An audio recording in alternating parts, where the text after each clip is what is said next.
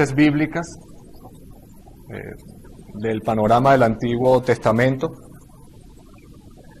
Como muy bien sabe, estamos usando material de Naimark, estamos usando material también de Paul Bingward y material también de el pastor Salvador Gómez, de la iglesia IBCJ. Estamos usando material de estas tres fuentes. Hermanos, y hemos visto que Génesis, hemos paseado, ¿verdad?, desde Génesis hasta Números, y vemos cómo Génesis nos dejó a la familia del pacto, a la familia de Abraham, a la familia de Isaac, a la familia de Jacob, con una posición privilegiada en Egipto, ¿cierto? Dios está formando su pueblo, según su promesa. Ellos llegaron siendo muy pocos, 70 personas, pero ellos empezaron a multiplicarse, a convertirse en una nación. Y allí comienza el libro de Éxodo, con esta familia convertida en nación. Pero también vemos que ellos, por ser muchos, el pueblo de Egipto, con miedo, los llevaron a la esclavitud. Y eso nos cuenta cómo fue la liberación maravillosa o milagrosa con que salieron de allí. Ellos llegan al monte Sinaí. Después llega el libro de Levítico, donde no se avanza mucho. Todavía ellos están al pie del monte Sinaí. Hacen una parada allí. Moisés recibe los 10 mandamientos. Levítico, hermanos, destaca los términos de un Dios santo, los términos con que Él se iba a relacionar con su pueblo. Y después llega el libro de Números. Vimos cómo nos contó la historia de un pueblo incrédulo, de muchas quejas. Y vimos cómo eso los descalificó por completo para entrar a la promesa, para entrar a la tierra prometida. Cómo pasaron 40 años, ¿cierto?, deambulando por el desierto. Como vimos, la distancia era muy corta y Dios los hizo deambular 40 años. Pero también vemos la providencia de Dios, vemos el amor, la misericordia de Dios, cómo levantó una próxima generación para seguir cumpliendo sus promesas. Y así llegamos al quinto y último libro del Pentateuco, Deuteronomio. Este libro, hermanos, es considerado uno de los más importantes del Antiguo Testamento. Muchos alegan que este libro es el que conecta los primeros 4 libros del Antiguo Testamento. Es uno de los libros, hermanos, del Antiguo Testamento que más frecuentemente se citan en el Nuevo Testamento. Tanto Génesis, tanto Deuteronomio, Salmos e Isaías son los 4 libros que más se citan en el Nuevo Testamento. De hecho, Deuteronomio se cita 83 veces en el Nuevo Testamento. De hecho, Deuteronomio, hermanos, debió haber sido uno de los libros más citados por nuestro Señor Jesús. Si ustedes se acuerdan de la tentación del desierto, ¿qué citó Jesús? Jesús citó Deuteronomio capítulo 6, Deuteronomio capítulo 8. Vemos también que posiblemente detrás del Sermón del Monte, Jesús también estaba pensando en Deuteronomio. Jesús, hermanos, en Deuteronomio 6:5 cita el mandamiento más grande. Como dije, es considerado uno de los libros más importantes del Antiguo Testamento. Y en el día de hoy vamos a concluir nuestro estudio acerca de estos 5 libros de Moisés. Encontramos cómo el pueblo, la nueva generación, se prepara para entrar a la tierra prometida. Ellos están esperando, hermanos, en las llanuras del Moab, por ese tan anhelado día. Han pasado 40 años en el desierto. La pregunta es, ¿haría lo mismo esta nueva generación? Sus antepasados se habían comprometido a ser fieles con Dios, sin embargo, cayeron en el desierto. Fueron cortados de entre el pueblo de Dios. ¿Qué pasaría entonces con esta nueva generación? ¿Qué pasaría? Moisés mismo sabía que él también estaba descalificado para entrar al lugar prometido por Dios debido a su pecado, a no tratar con Dios con reverencia delante del pueblo. Entonces, su última acción como líder era renovar el pacto con Dios. Así es llamado Deuteronomio, hermanos. El nombre proviene del griego que significa segunda ley. Debido a que gran parte de este libro es una segunda entrega de la ley que ya hemos visto en los libros anteriores.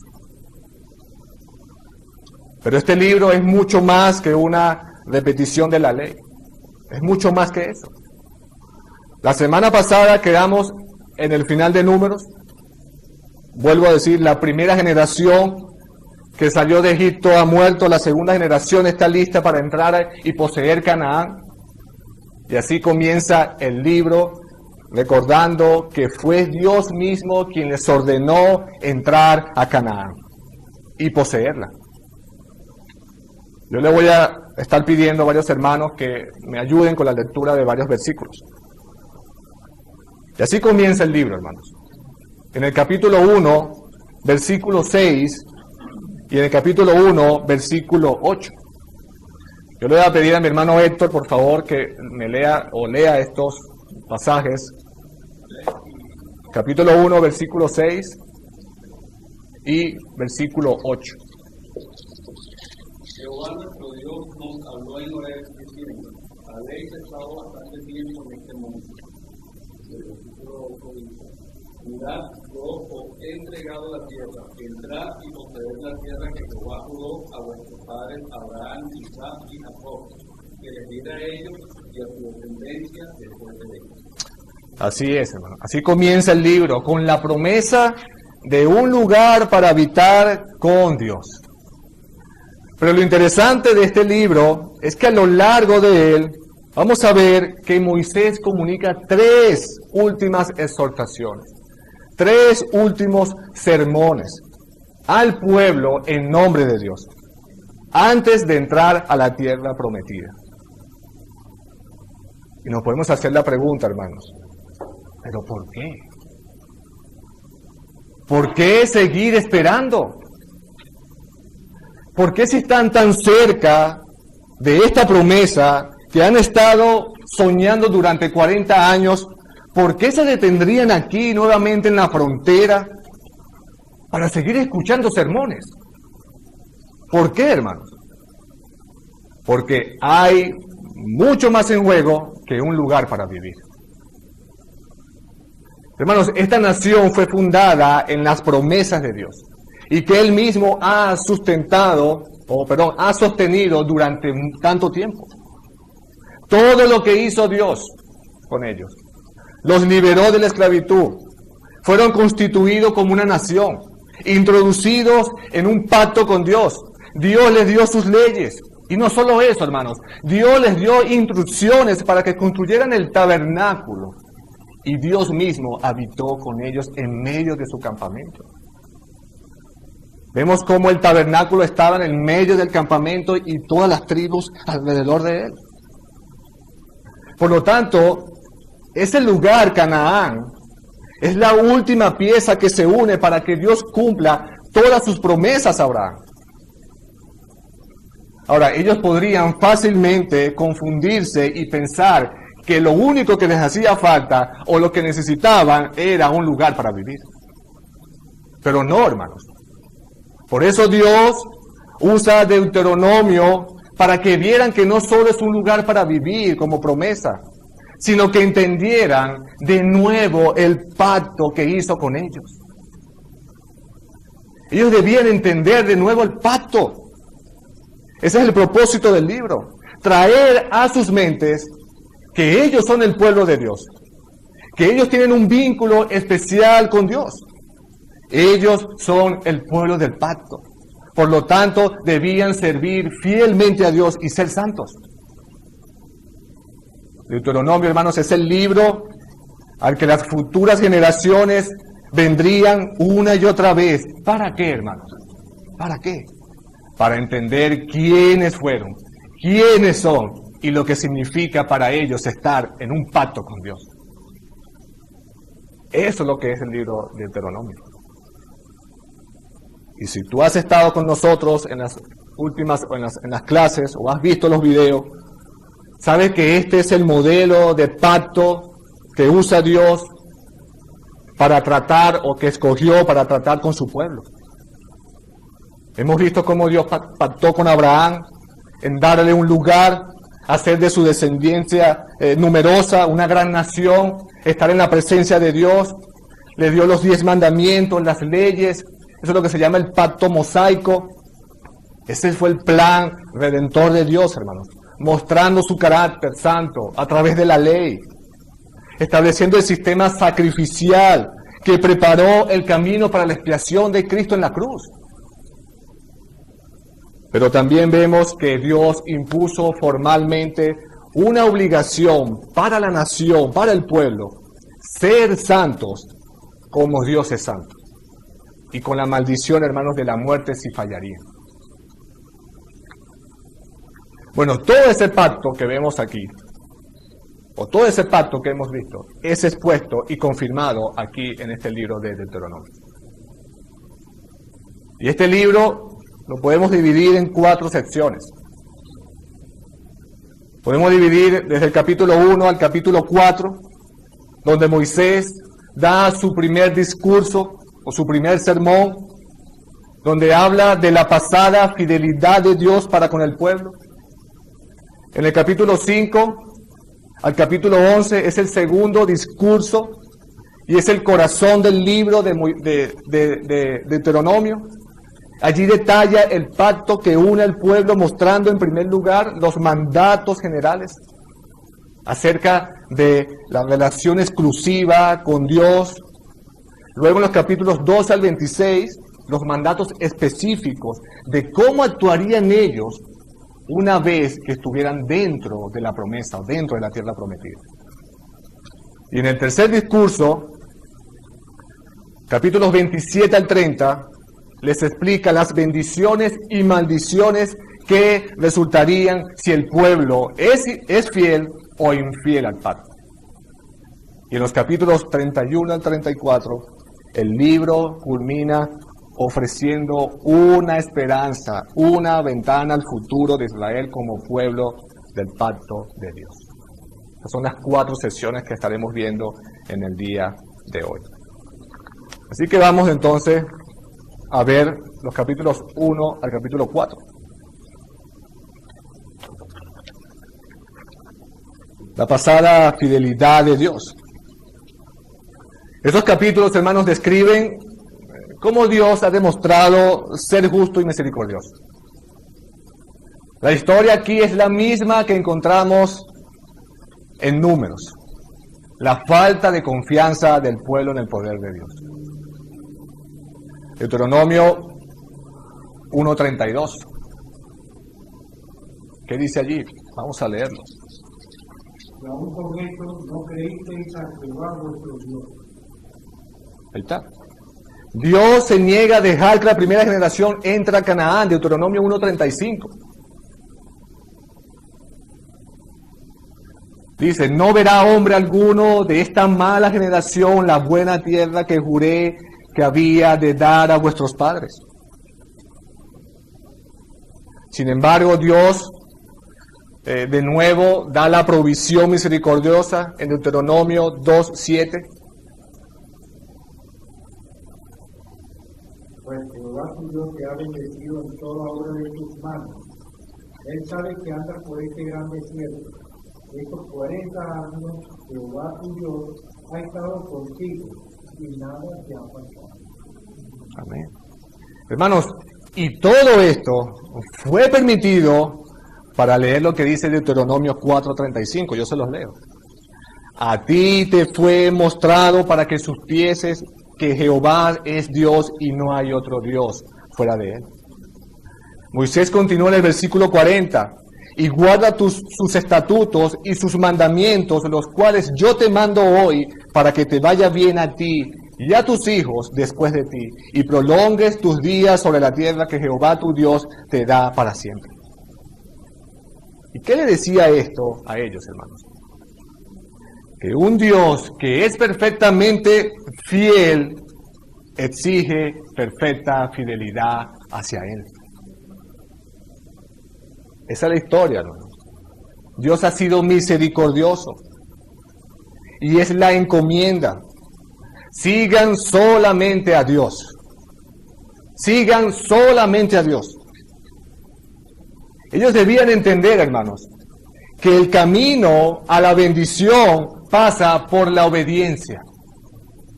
Por la obediencia a Dios. ¿Y qué significaba esto para el pueblo? Obedecer esa encomienda. Una vez que estuvieran en la tierra prometida, hermanos, que Dios les daría de nuevo las estipulaciones del pacto en el próximo discurso de Moisés. Y así comienza el capítulo 5 al capítulo 11. Vemos las estipulaciones generales en este segundo discurso. El amor y la fidelidad. Así comienza con algunas leyes generales en el capítulo 5. Si vas allí y lees el versículo 1, por favor, hermano Fernando, 5:1.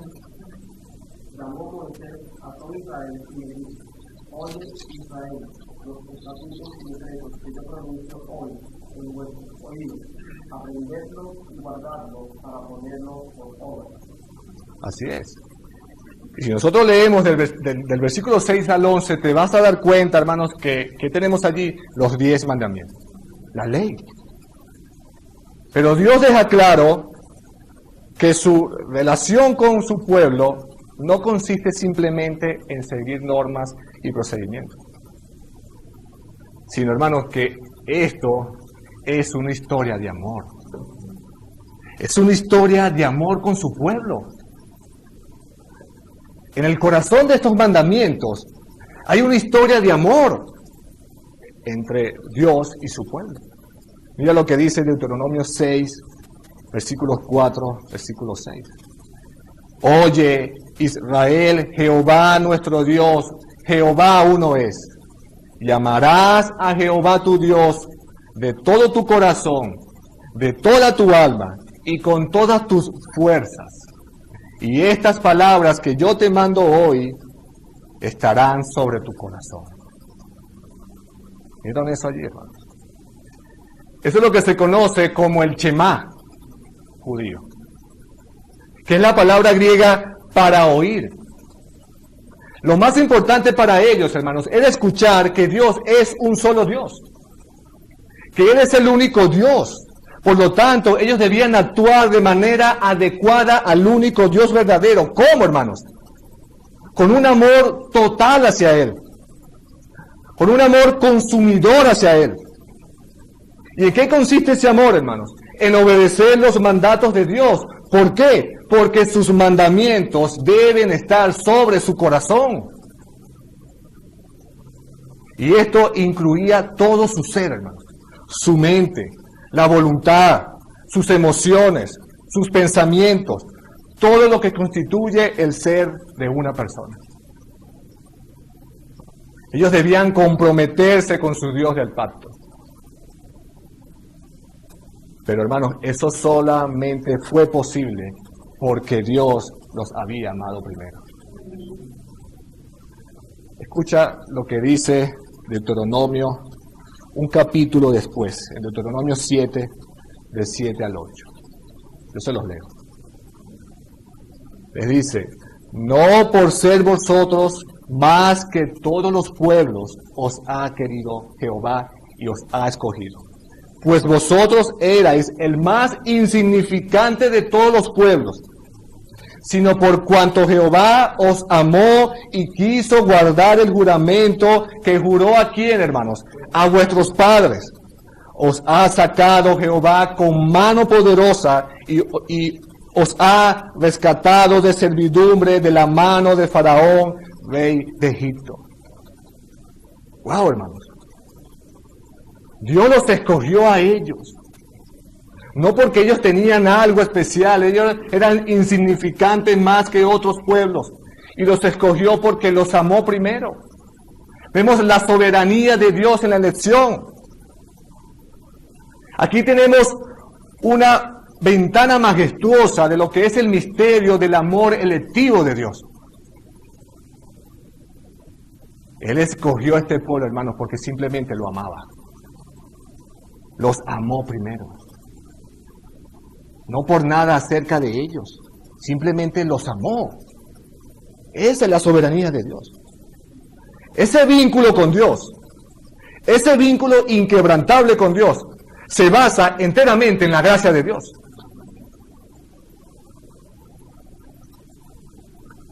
Hermanos, aunque nosotros estamos en el otro lado, en otro capítulo diferente de la historia de la redención, nosotros también podemos aplicar esto a nuestras vidas. Porque el amor de Dios para con nosotros todavía debería estar en el centro de nuestras relaciones, en nuestros corazones. Así lo expresó nuestro Señor Jesús cuando Jesús preguntó cuál era el gran mandamiento. Y citó Deuteronomio 6:4, amarás al Señor tu Dios con todo tu corazón, y con toda tu alma, y con todas tus fuerzas, y con toda tu mente, y a tu prójimo como a ti mismo. Por lo tanto, así como el pueblo de Israel, nosotros debemos reconocer que solo podemos amar a Dios porque Él nos amó primero. A cada uno de nosotros, pecadores, amamos a Dios cuando primero comprobamos su amor misericordioso y electivo para con cada uno de nosotros. Es así, hermanos. Dios los escogió a ellos. Dios nos escogió a nosotros. Él es soberano en eso. O es soberano en todo. Y al mirar esta sección, hermanos, vemos que Deuteronomio, o esta parte, es una parte crucial de amar a Dios. Y ello consiste en obedecer el primer mandamiento: no tener dioses ajenos delante de Él.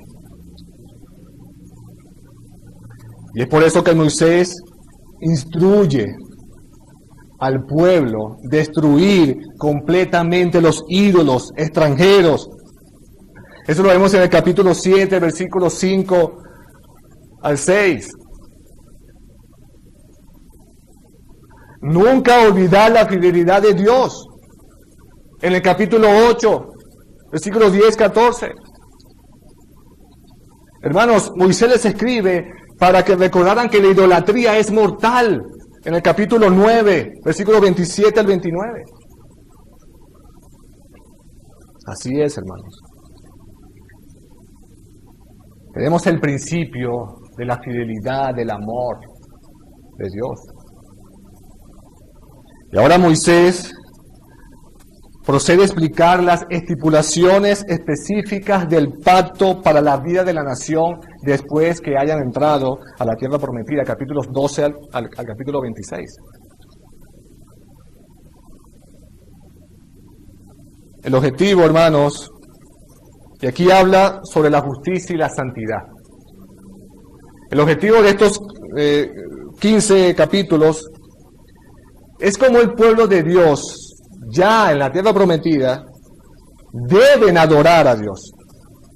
Cómo ellos debían reflejar la santidad de Dios. Cómo ellos deberían representar la justicia de Dios. Eso no era fácil, hermanos. Ellos no la tenían para nada fácil. ¿Saben por qué? Porque el lugar prometido por Dios, la tierra de Canaán, estaba llena de ídolos. Estaba llena de ídolos. Y Dios les manda a destruir todos los lugares de adoración por eso. Moisés empieza diciendo en el capítulo 12, versículos 1 al 3. Por favor, Pastor Plinio. Por favor, lea esos versículos. Capítulo 12, versículos 1 al 3. Estos son los estatutos y decretos que cuidaréis de poner por obra en la tierra que Jehová, el Dios de tus padres, te ha dado para que tomes posesión de ella todos los días que vosotros viviréis sobre la tierra. Destruiréis enteramente todos los lugares donde las naciones que vosotros heredáis sirvieron a sus dioses, sobre los montes altos y sobre los collados, y debajo de todo árbol frondoso. Derribaréis sus altares, y quebraréis sus estatuas, y sus imágenes de acera consumiréis con fuego, y destruiréis las esculturas de sus dioses, y raeréis su nombre de aquel lugar. Wow, hermano. Tenían que destruir todos esos altares. Por completo. No quedar nada de ellos. Pero a pesar de este propósito directo, esta sección de Deuteronomio, al mismo tiempo, ellos reciben instrucciones para la verdadera adoración. Para el verdadero sistema de sacrificios que debían practicar. Hasta Dios mismo escogería el lugar donde lo haría. Capítulo 12, versículos 11 al 14. Por favor, hermano Cristian. Capítulo 12, versículos 11 al 14. Y al lugar que Jehová vuestro Dios escogiere para poner en él su nombre, allí llevaréis todas las cosas que yo os mando, vuestros holocaustos, vuestros sacrificios, vuestros diezmos, las ofrendas elevadas de vuestras manos, y todo lo escogido de los votos que hubiereis prometido a Jehová. Y os alegraréis delante de Jehová vuestro Dios, vosotros, vuestros hijos, vuestras hijas, vuestros siervos y vuestras siervas, y el levita que habita en vuestras poblaciones, por cuanto no tiene parte ni heredad con vosotros. Cuídate de no ofrecer tus holocaustos en cualquier lugar que vieres, sino en el lugar que Jehová escogiere, en una de tus tribus, allí ofrecerás tus holocaustos, y allí harás todo lo que yo te mando. Ahí está, hermanos. Dios proveyendo hasta el lugar donde lo adorarían. Dios escogió eso. Y después de esto, continúa dando advertencias sobre los ídolos, capítulo 12, capítulo 13. En el capítulo 14 les habla sobre los alimentos limpios e impuros. Les habla sobre los diezmos.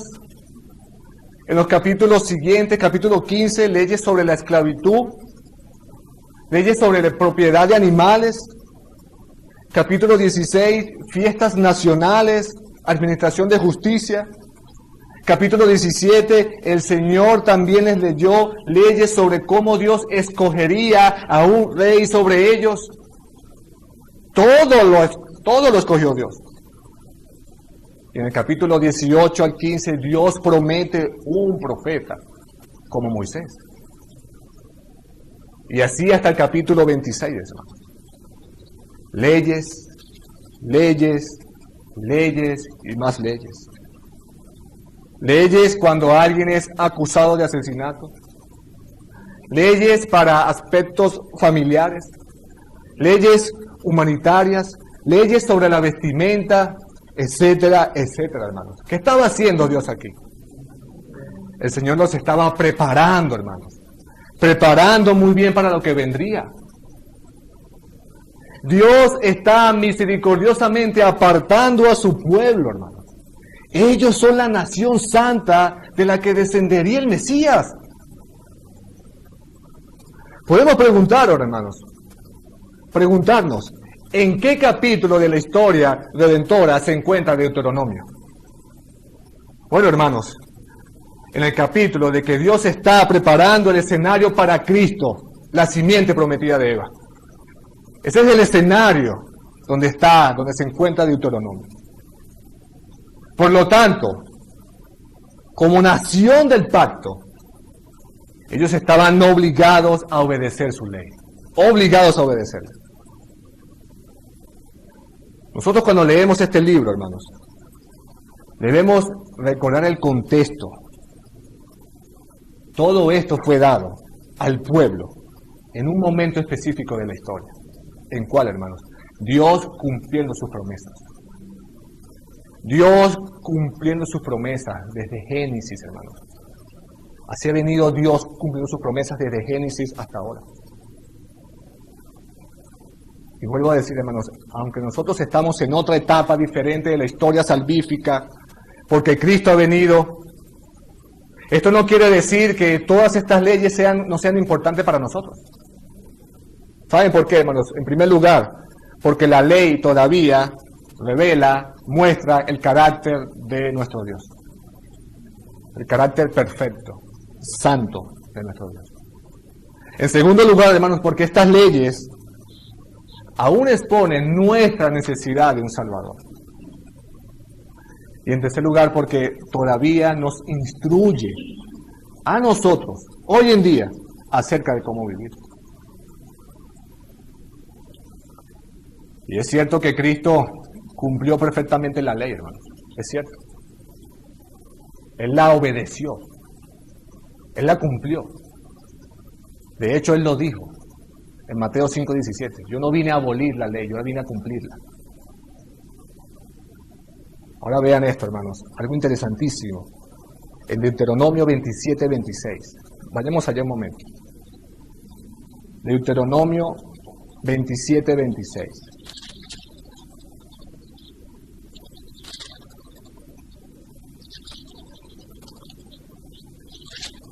Hablando en el contexto de la ley. Maldito el que no confirmare las palabras de esta ley para hacerlas. ¿Vieron eso allí, hermanos? Maldito el que no confirmare las palabras de esta ley para hacerlas. Esto es hermoso, hermanos. Puesto que Jesús fue el único que la confirmó, hermano. Él es el único que no está bajo maldición. ¿Vieron eso allí? Por eso Él fue capaz de morir en nuestro lugar. Por eso Él fue capaz de llevar nuestra maldición, de cargar nuestros pecados, para que podamos ser libres de la maldición de la ley, hermanos. Eso es lo que dice Pablo en Romanos 6:14, porque el pecado no se enseñoreará de vosotros, pues no estáis bajo la ley, sino bajo la gracia. ¿De cuál gracia, hermanos? La gracia de Cristo. Todo esto señalando a Cristo. Todo esto señalaba a Cristo. Es cierto que hay leyes morales que todavía se aplican a nosotros directamente, porque ya no están limitadas a una nación, como el gran mandamiento, amarás al Señor, como no matarás, como no robarás, son válidas aún para nosotros hoy en día. Pero hay otras leyes, hermanos, como los sacrificios en el templo, las ofrendas, las fiestas nacionales, todo eso apuntaba a Cristo. Así que una vez que Cristo vino, su propósito fue completo. Él las cumplió todas. Por tanto, esas demás leyes no son vinculantes para los cristianos hoy en día. Nosotros lo que deberíamos actualmente, es apreciar la perfección de nuestro Señor Jesús, hermanos. Porque Él cumplió todas las leyes, cada una de ellas, a la perfección. Y por eso, hermanos, que estas leyes deberían indicarnos nuestra necesidad de un Salvador. Porque nosotros no podemos cumplirlas, hermanos. No podemos. Como dijo Lutero. Escucha esto que dijo Lutero. El principal propósito de la ley en la teología es hacer que los hombres no sean mejores, sino peores. Es decir, hermanos, les muestra su pecado. ¿Para qué, hermanos? Para que al reconocer su pecado puedan ser humillados, puedan ser asustados, agotados, y así puedan anhelar la gracia y la descendencia bendita, hermanos, de nuestro Señor Jesucristo. Eso es lo que nos dice esta sección. Todo eso apuntaba a él, a Cristo. Así llegamos al tercer discurso de Moisés, capítulo 27 al 30.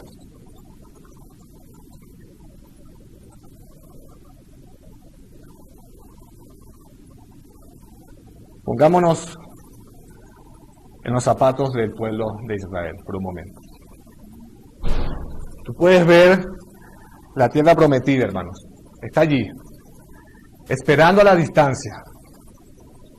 Y tú acabas de escuchar los estándares de Dios. Y son completamente elevados. Son completamente elevados. En estos capítulos vamos a aprender cuán alto es el precio de eso. Si ellos dedicaban su corazón a Dios, Él promete grandes bendiciones. Deuteronomio 28, versículos 10 al 11. Por favor, mi hermano Ender, lee estos versículos. Deuteronomio 28. Y verán todos los pueblos de la tierra que el nombre de Jehová es invocado sobre ti, y te temerán. Y hará Jehová sobreabundar en bienes, en el fruto de tu vientre, en el fruto de tu ventre, y en el fruto de tu tierra, en el país que Jehová juró a tus padres que te había de dar. Ahí está la bendición, hermano. De hecho, el capítulo 28 resalta las bendiciones por la fidelidad del pacto. Sin embargo, una vez más, el pueblo no permanece fiel al pacto. Y Dios, hermanos, incluye sus maldiciones dignas de temer. 70 versículos devastadores de ellos, en los capítulos 27 y 28. La mayor maldición de todas, hermanos. El exilio de la tierra prometida. Escucha lo que dice Deuteronomio 28, 36, 37. Hermano Rubén, por favor. Deuteronomio 28, del 36 al 37.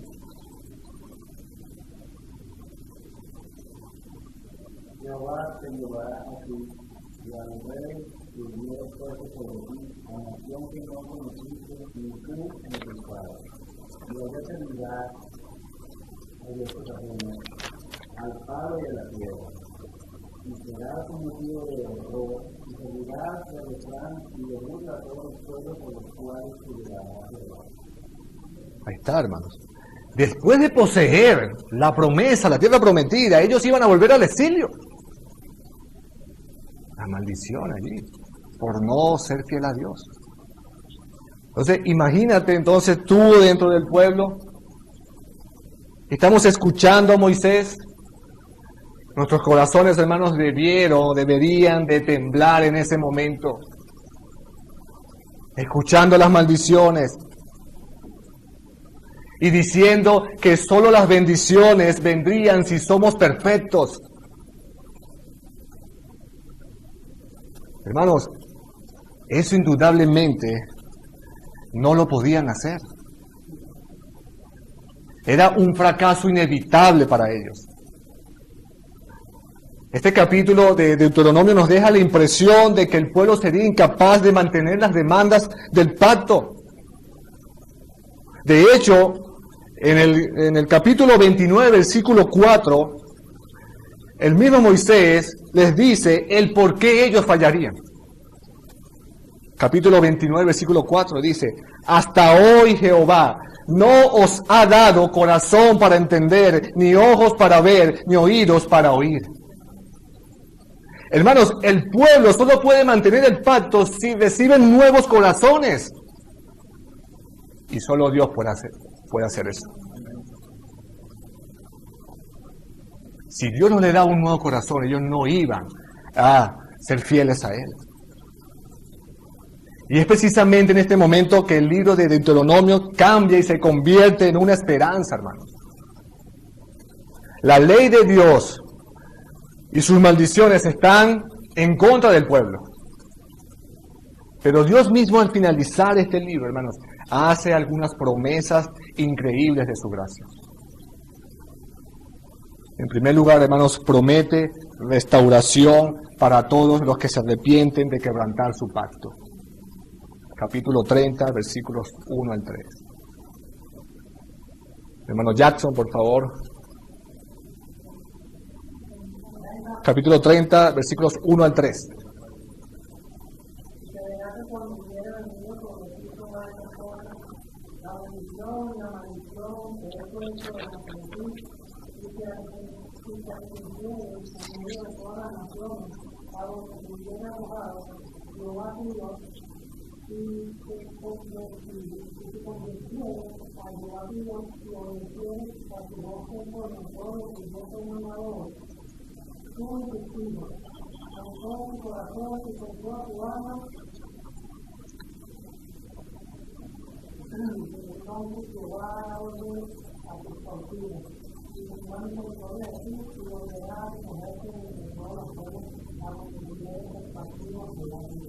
Ahí está, hermanos. Para el desobediente pueblo, las maldiciones no tienen por qué ser el final de la historia, hermanos. Si tan solo ellos se arrepienten y confían en las promesas de Dios, Dios los bendeciría a ellos. Y esto es un gran mensaje, hermanos, de esperanza para todos nosotros. Es un gran mensaje de esperanza, hermanos, para todos los que nos sentimos condenados por el peso de nuestro pecado. Si tu pecado te acusa, hermanos, ve a Cristo, arrepiéntete de Él, confía en su promesa y hallarás perdón. Eso es lo que le dice Dios aquí. Vengan a mí, yo los voy a perdonar. Segundo, Dios promete dar un nuevo corazón a su pueblo. Veamos lo que dice Deuteronomio 10:16. Volvamos hasta un momento. Yo se los leo. Circuncidad pues el prepucio de vuestro corazón y no endurezcáis más vuestras cerviz. Lo que él buscaba no eran simples cosas externas, cosas vistas en la circuncisión de la carne, no, hermanos. Dios buscaba una transformación interna, la circuncisión del corazón. Eso es lo que busca Dios. Esta es una noticia liberadora. ¿Qué les dice en el capítulo 30, versículo 6? Y circuncidará Jehová tu Dios tu corazón y el corazón de tu descendencia, para que ames a Jehová tu Dios con todo tu corazón, con toda tu alma. ¿A fin de qué? A fin de que vivas. Lo que Dios ordenó al pueblo, ellos no fueron incapaces de hacerlo por su cuenta. Dios les dice, yo tengo que transformar sus corazones para que lo hagan. Dios circuncidará sus corazones. Por un lado está el pacto mosaico para que ellos estuvieran seguros, pero detrás de ese pacto se encuentra el pacto de la gracia que Dios hizo con Abraham, hermanos, para indicarles que no dependían de la obediencia, sino dependían de Dios. Algunos creen que la ley fue el plan A de Dios y que el Evangelio fue el plan B de Dios. No, hermanos. La ley es parte del plan perfecto de Dios para apartar a su pueblo y exponer su necesidad de un Salvador, como hemos visto. Él está preparando el camino para la intervención divina que permitiría una verdadera obediencia, una nueva intimidad con Dios a través de la salvación que vendría en Cristo Jesús.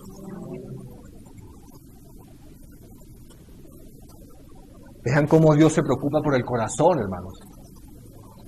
Debemos prestar mucha atención a esto. Y debemos solamente aceptar su gracia. ¿Saben por qué, hermanos? Porque incluso nosotros como cristianos, nuestros corazones diariamente, hermanos, diariamente son tentados a volverse a los ídolos actuales.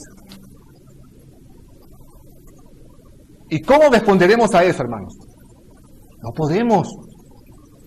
No podemos. Solo es por su gracia. Solamente dependiendo de Dios. Solamente porque Dios nos ha circuncidado nuestros corazones. Solamente porque tenemos el Espíritu Santo y dependemos de Él. El Espíritu Santo es el que nos cambia y por eso nosotros deseamos escoger la vida.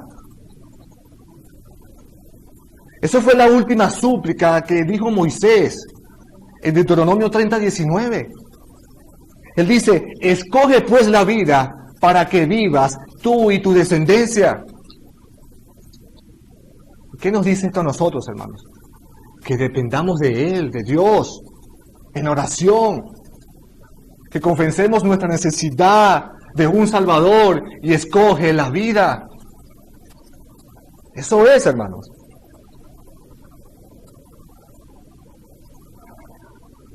Y en los capítulos finales, capítulos 31 y 34, vemos esperanza nuevamente. El pueblo ha firmado el pacto de Dios mientras se prepara para la transición de la tierra prometida. También vemos una gran transición aquí de liderazgo. En el capítulo 31, Moisés transfiere su autoridad a Josué y se prepara para morir. Pero antes de que esto suceda, Dios ofrece un adelanto de su futuro a fin de que el pueblo no tenga excusas cuando no pueda confiar en Él. Realmente Dios proveyendo la solución. ¿Y cómo lo hace, hermanos? A través del cántico de Moisés, capítulo 32. Es el adelanto de cientos de años que están por venir. En él Moisés mira hacia el futuro de Israel y le dice en el capítulo 32, versículo 18.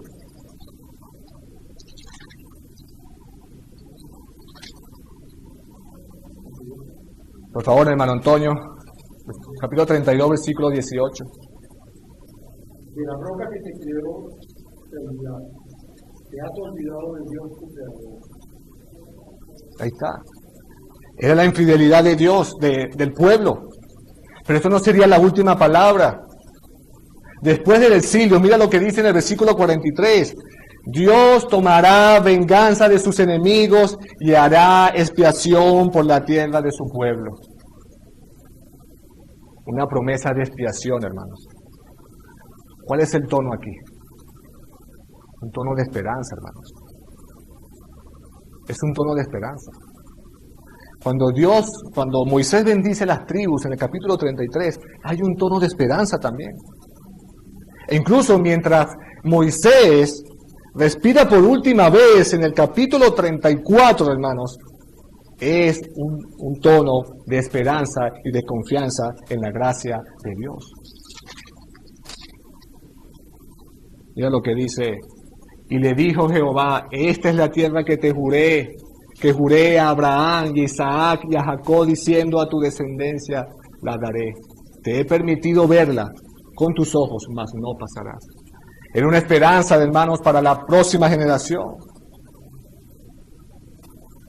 Dios solucionaría todos sus males.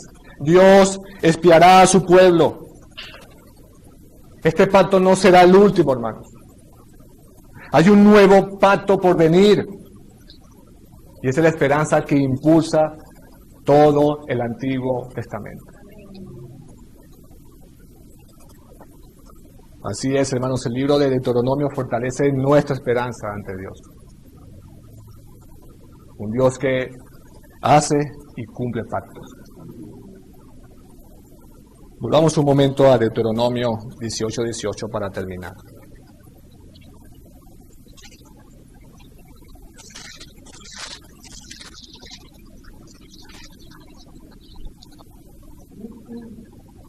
En este versículo vemos una promesa para el futuro.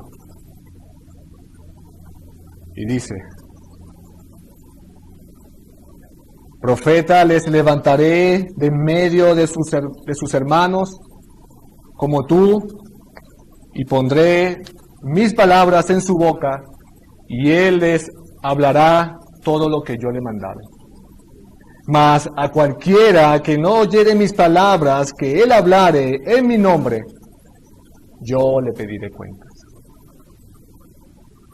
Dios está diciendo aquí, hermanos: voy a levantar a un profeta que solo hablará la palabra de Dios. Un profeta incluso mayor que Moisés, hermanos. Alabado sea Dios por sus santas palabras, hermanos. Porque conocemos quién es ese profeta, hermanos. Nuestro Señor Jesucristo. La palabra de Dios hecha carne. El verbo hecho carne. Quien habló toda la verdad que el Padre le ordenó que hablara.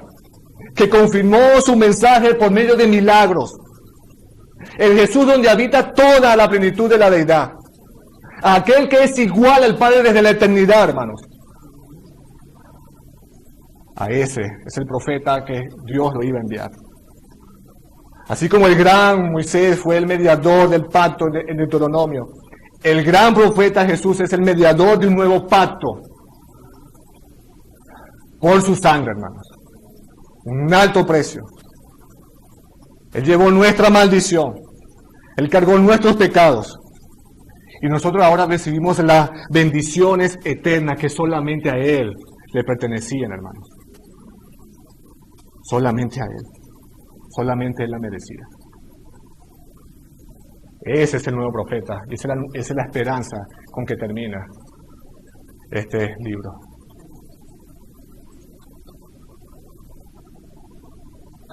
Así que ahora vamos a esperar, hermanos, en los próximos libros de historia, de profecía, cómo se cumplirán exactamente estas bendiciones y las promesas de la gracia. Vamos a orar.